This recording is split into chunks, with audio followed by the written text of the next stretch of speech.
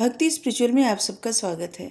अगर आपको कहानी, कविता, मोटिवेशनल स्पीच, मैथोलॉजिकल बातें आपको अच्छी लगती है, वैदिक बातें, मंत्र, इस सब के बारे में आपको जानना है, समझना है, पौराणिक कथा भी, तो आप इस चैनल को सब्सक्राइब करिए, हमें मोटिवेट करिए, हमें सराहिए हमारे कंटेंट को सराहिए, जिससे हम इसी तरह के और भी कंटेंट ले आए। ठीक है, चैनल बहुत सारा वीडियो आप देखिए, बहुत कुछ आपको जानने को, समझने को, सीखने को मिलेगा आसान शब्दों में। आज बात करते हैं, बस उसी को आगे बढ़ाते हैं, उसी बात को जो ऋग्वेद में 33 देवी देवताओं का वर्णन था उसके बारे में बताए। अब बताते हैं कि ऋग्वैदिक धर्म की विशेषताएं क्या थी और उस वक्त का समाज क्या था और उस वक्त नारी मतलब स्त्रियों की दशा क्या थी। इसी पे बात करते हैं आज। ऋग्वैदिक धर्म बहुदेववादी था, मतलब बहुत सारे देवी देवताओं का पूजा किया जाता था, प्रार्थना की जाती थी, यज्ञ किया जाता था उनके लिए। यज्ञ हवन जो होता था ना, बहुत सारे, जैसा कि 33, तो मतलब आप समझ गए होंगे, बहुत सारे लोग देवी देवताओं की पूजा की जाती थी उस वक्त, पूजा पूजा उपासना। लेकिन इसके बाद एक ईश्वरवाद आ गया, मतलब एक ही देव, एक ही शक्ति, पावर, और जिसकी ओर बढ़ने लगे। ऋग्वेद के 10वें मंडल में नासदी सूक्त में स्पष्टता कहा गया है कि सर्वेश्वरवाद के व्यक्ति के साथ साथ निर्गुण ब्रह्म की उपासना की गई है। मतलब ढेर सारे देवी देवता के बारे में तो बताया ही गया है, लेकिन ऐसे बताया गया है ना कि एक ही शक्ति है और उन्हीं के विविध स्वरूप है, ये भी उसमें बताया गया है। ऋग्वेद में लिखा है, एकम सद्विप्रः बहुधा वदन्ति। पुरुष सूक्त में एक तत्ववाद, निर्गुण ब्रह्म, सभी देवताओं को मिला के, मतलब सभी देवताओं का एकीकरण किया गया है, जिसको कहा जाता था मोनिज्म। और इसकी विवेचना की गई है कि एक विराट पुरुष है। मतलब आप समझ सकते हैं कि जहाँ पे कृष्ण भगवान जी गीता का उपदेश देते हैं और एक जगह अपना विराट स्वरूप दिखाते हैं, जहाँ पे उन्हीं से सभी कितने सारे स्वरूप दिखता है, बस यही दिया गया है। आप इस बात से समझ सकते हैं कि ऋग्वेद में इसी तरह का दिया गया है कि एक ही परमात्मा है और उनके सब अंश हैं। अंश नहीं, उन्हीं के विविध स्वरूप हैं। तो ऋग्वेदी के जो देवी देवता थे, सबका संबंध ऋतुओं से था। जैसे सूर्य और वरुण और भी जो देवी देवता थे, लगभग हम एक वीडियो डाले हैं, इस पे देखिएगा, पढ़िए, मतलब समझिएगा, ऑडियो सुनिएगा।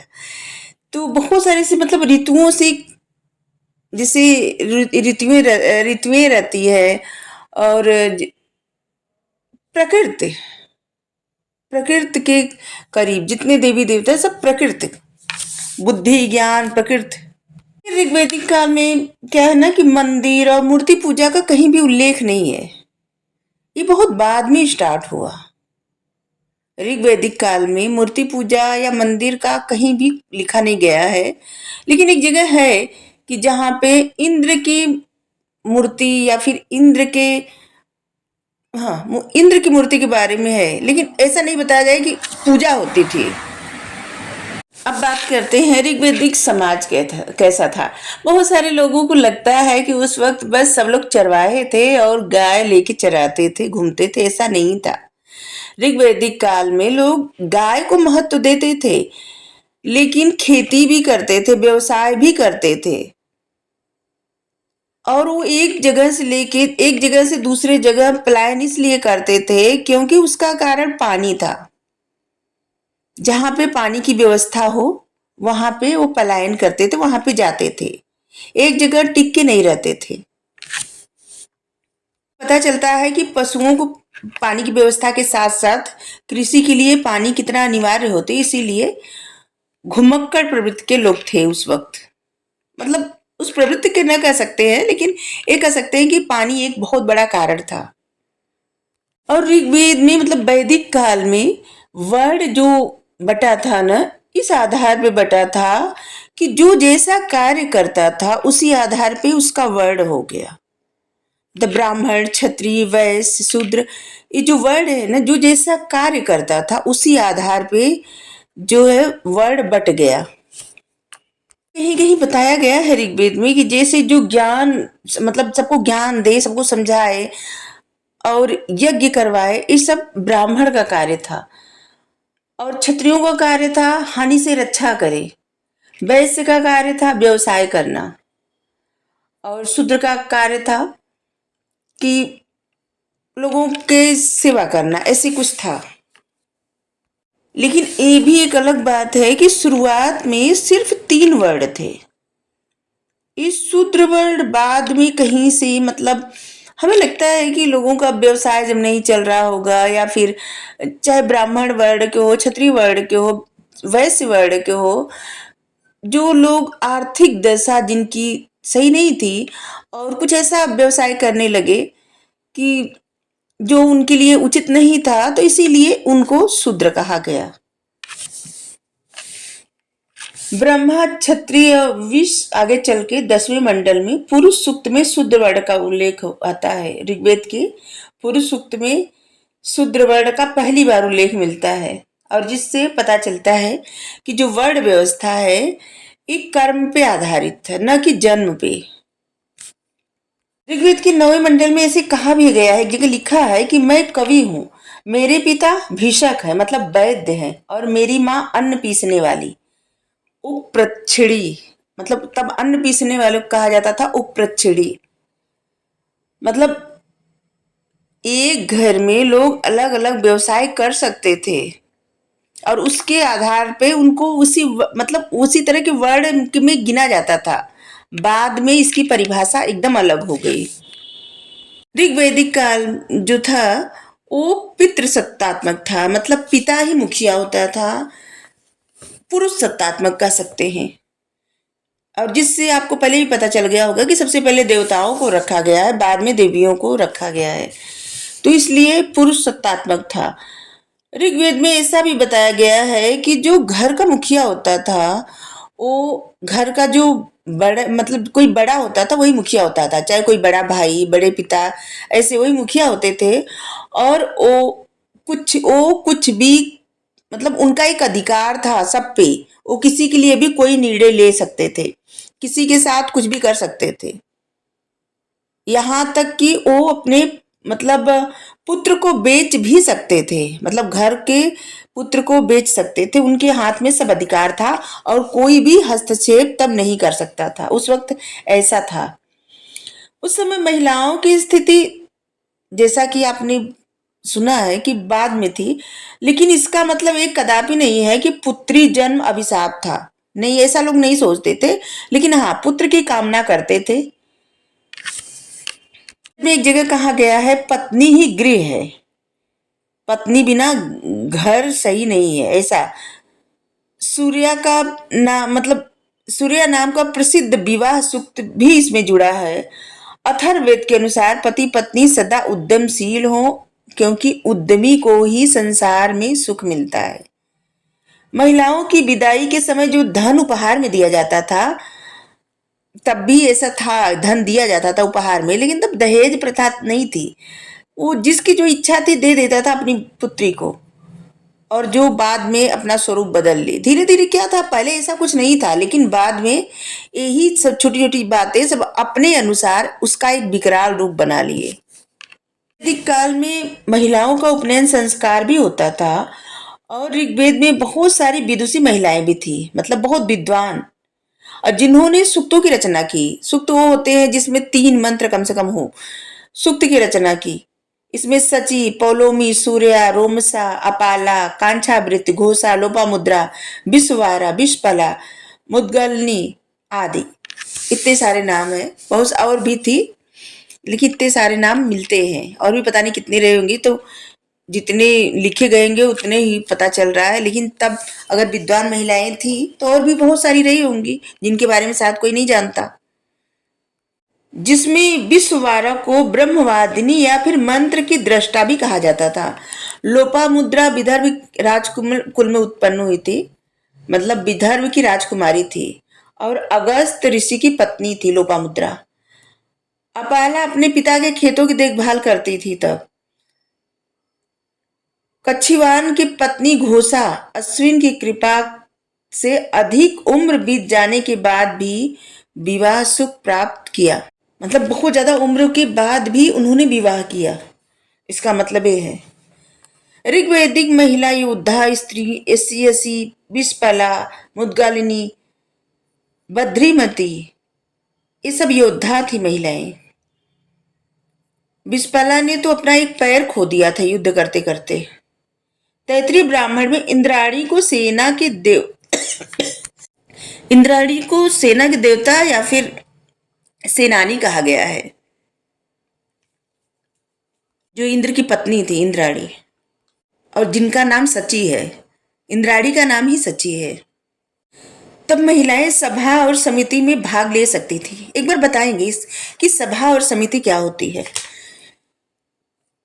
संपत्ति में और राजनीति में वो अधिकार नहीं रखती थी तब, मतलब तभी तो पुरुष सत्तात्मक था सब, तो इसीलिए उनको कोई अधिकार नहीं था। महिलाएं पुरुषों के समान ही आर्थिक दृष्टि से और सामाजिक दृष्टि से समान अधिकार था उनका, लेकिन तब तलाक नहीं था। ठीक है।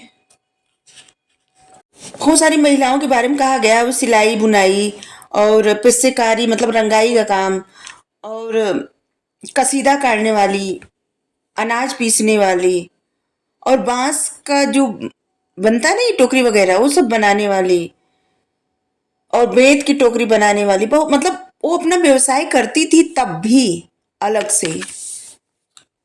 और ऋग्वैदिक काल में नियोग प्रथा मतलब धृतराष्ट्र और पांडु जो जन्म हुआ था उनका नियोग प्रथा से हुआ था। विधवा पुनर्विवाह, अंतरजातीय विवाह, ये सब था। ऋग्वैदिक काल में क्या था ना कि विवाह का मुख्य उद्देश्य था पुत्र की प्राप्ति, मतलब अपने आगे बढ़ाना, वंश को आगे बढ़ाना। ऋग्वेद में ये भी है कि एक विवाह और बहुपत्नी भी, मतलब बहुत सारी पत्नी भी हो सकती है, एक पत्नी भी हो सकती है, ऐसा कुछ था नहीं तब। लेकिन हाँ, उस समाज में बहुपतित्व विवाह मतलब ये प्रथा नहीं थी। बहुत सारे लोगों को लगता होगा कि ऐसा था, ऐसा नहीं था।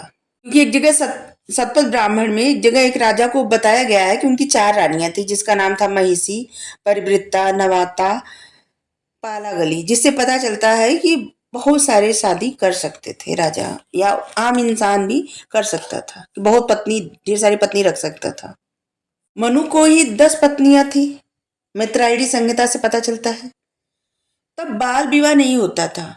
विवाह की उम्र 16 से 17 साल तक होती थी। 16 वर्ष 17 वर्ष तक होता था विवाह, लेकिन उससे कम उम्र में विवाह नहीं होता था। एक छूट तब ये भी थी कि जो चाहे शादी न करे तब भी, मतलब जो महिलाएं विवाह नहीं करना चाहती वो न करें। कुछ लोगों का ऐसा नाम है कि अविवाहित महिलाएं थी, और जिसमें ऋग्वैदिक रचनाकार घोषा है। तब सती प्रथा का प्रचलन एकदम नहीं था। समाज में पर्दा प्रथा, तलाक, ये सब कुछ नहीं था, ऐसा कुछ भी उल्लेख नहीं था। पता है ना, जो प्रथाएं थी उसी को सब अपने अनुसार अपने हिसाब से ढाल के और कुछ अलग ही प्रथा बना लिए। ऋग्वैदिक काल में एक और प्रथा थी दास दासी का, और बहुत सारे ऐसे लोग हैं जिन्होंने बहुत दासियों से शादी की थी। ऋग्वैदिक काल में माता पिता, भाई बहन, पुत्र पुत्री, इनके लिए एक स्वतंत्र शब्द मिलते हैं। पुत्र को तनय सुवीर भी कहा जाता था, और पुत्री को तनया और दुहिता कहा जाता था। लेकिन भतीजे, प्रपौत्र, चचेरे भाई बहन, नाना नानी, दादा दादी, नाती पोते आदि सब के लिए सिर्फ एक ही शब्द था, वो था नप्त्र। यही शब्द बस था। कोई भी नप्त्र शब्द को ऐसे न समझे कि नाई, नहीं, तब नाई को वक्ता कहा जाता था, वक्ता। ठीक है। के लोग मनोरंजन बहुत करते थे, जैसे घुड़दौड़ और रथ दौड़, पासा खेलना, ये सब जिससे उनको बहुत ज्यादा पसंद था, इससे वो लोग अपना मनोरंजन करते थे। बीड़ा भी बजाते थे, बीड़ा बजाना, दुंदुभी बजाना, ये सब उनको भी पसंद था, बांसुरी बजाना। यजुर्वेद में एक और आता है कि जहां पे अभी भी जो नहीं दिखाते सब बांस पे या रस्सी पे चलते हैं, तो बांस पे चलने का एक करतब दिखाने का उसमें लिखा गया है कि एक वंश था, और उसका उल्लेख किया गया है। नरतिन उसका नाम था। ऋग वैदिक काल में ये भी था, जैसे नाटकों का मंचन होता था। मैत्रेयी संहिता में नट तथा वाजपेयी संहिता में शैलुष मतलब अभिनेता, इसका भी उल्लेख है। अभिनेता को शैलुष कहा जाता था। लेकिन ऋग्वेद काल में सिर्फ एक ही अनाज का मिलता है, जिसका नाम मतलब जौ। जौ का ही नाम ज्यादातर मिलता है। और ऋग्वैदिक काल में खान पान में जैसे नमक का इस्तेमाल कोई नहीं करता था, ऐसा नमक का कहीं भी वो नहीं लिखा गया है। हाँ, सोमरस को लोग ज्यादा पीते थे। वो ये एफ्रिडा जात की एक लता होती थी, जिसको पीस के और उसको पीते थे लोग। खीर का वर्णन मिलता है कि तब खीर बनाई जाती है और खीर सबको बहुत ज्यादा पसंद आती थी। और खीर को कहा जाता था अपूप, ओदन, करम्ब, ये सब खीर को कहा जाता था, जो कि जौ से बनाई जाती थी। उसमें दूध दही कुछ भी मिला के बनाई जाती थी, उसको खीर मतलब दूध दही घी। तब दूध दही घी था क्योंकि गाय लोग पालते थे। उसमें लोग जो वस्त्र पहनते थे, कमर के नीचे पहनते थे वस्त्र, मतलब धोती जैसे कहा जाता था, उसको नीवी कहा जाता था। और कमर के ऊपर पहनने वाले वस्त्र को कहा जाता था अधिवासस। और इसके बाद एक चादर जैसा ओढ़ते थे, उसको कहा जाता था द्रापी। जो वस्त्र होता था ना, एक तात्पर्य पौधों के रेशों से बना होता था। लेकिन विवाह के समय जो वधु वस्त्र पहनती थी, वो वस्त्र अलग था और वो वस्त्र बहुत खास होता था। लेकिन पुरुष जो पहनते थे उनको मतलब पुरुष पगड़ी पहनते थे और आभूषण भी पहनते थे, जैसे निष्क, नूपुर मतलब पायल, कर्णफूल, रुक्म, न्योचनी, प्रवर्त, भुजबंद। ये पुरुष स्त्री दोनों पहनते थे। ये जितने भी ज्वेलरी है, ये दोनों लोग पहनते थे। निष्क जो है उस समय गले का हार था, लेकिन बाद में चल के सिक्के का नाम हुआ निष्क। उस समय ऋग्वैदिक काल में गले के हार को निष्क कहा जाता था। और बहुत सारे लोग कंफ्यूज हो जाते हैं एग्जाम में उत्तर देते वक्त, क्यों क्या था निष्क। कुछ लोग सिक्का लिख देते हैं और कुछ लोग जो है गले का हार लिखते हैं। अथर्ववेद में सोने चांदी के आभूषण की बात कही गई है। और ऐसा भी कहा गया है कि जो लोग सोने चांदी का आभूषण हमेशा पहने रहते हैं, वो दीर्घायु होते हैं, मतलब उनकी उम्र बढ़ती जाती है। तो आज के लिए इतना ही। Thank you.